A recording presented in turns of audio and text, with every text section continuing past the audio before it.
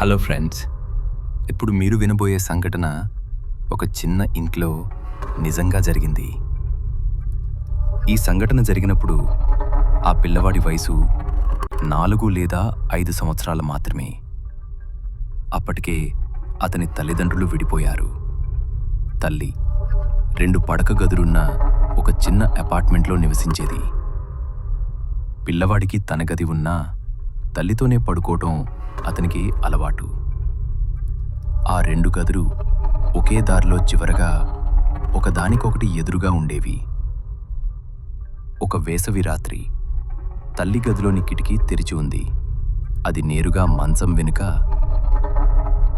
అర్ధరాత్రి ఆ పిల్లవాడు ఒక్కసారిగా మేల్కున్నాడు. లేచి చూసేసరికి తల్లి గది తలుపు వద్ద వాళ్ళ పిల్లి కూర్చునుంది. ఇది వింతగా అనిపించింది. ఎందుకంటే ఆ పిల్లి ఎప్పుడూ వాళ్లతోనే పడుకునేది. అతను చూస్తుండగానే ఆ పిల్లి అతని గదిలోకి వెళ్ళి శబ్దం చేసింది. అతను వెంటనే తల్లిని లేపాడు. 3-4 క్షణాల్లోనే తల్లి లేచి ఏమైంది అని అడిగింది. ఇద్దరూ తిరిగి తలుపు వైపు చూశారు.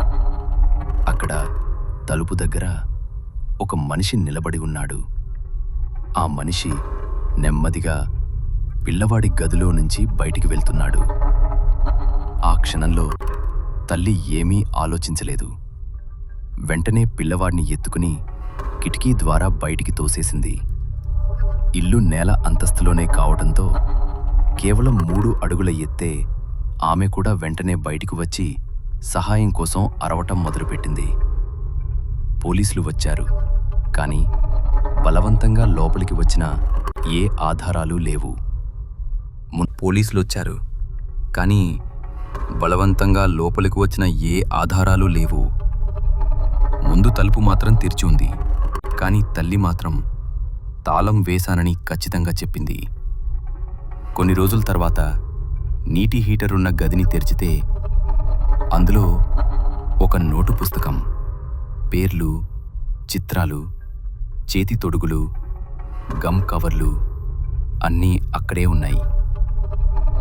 పోలీసుల అంచనా ఒక్కటే, ఆ మనిషి వాళ్ల ఇంట్లోనే దాక్కుని ఉండి వాళ్ళు నిద్రపోయాక కదిలి ఉండవచ్చు. ఫ్రెండ్స్, ఇప్పుడు మీరే చెప్పండి, ఇది దెయ్యం పని అనిపిస్తుందా లేక మనిషే అసలైన భయమా? మీ అభిప్రాయం కింద కామెంట్ చేయండి. ఇలాంటి నిజంగా జరిగిన భయంకర కథల కోసం మా ఛానల్ని ఫాలో అవ్వండి.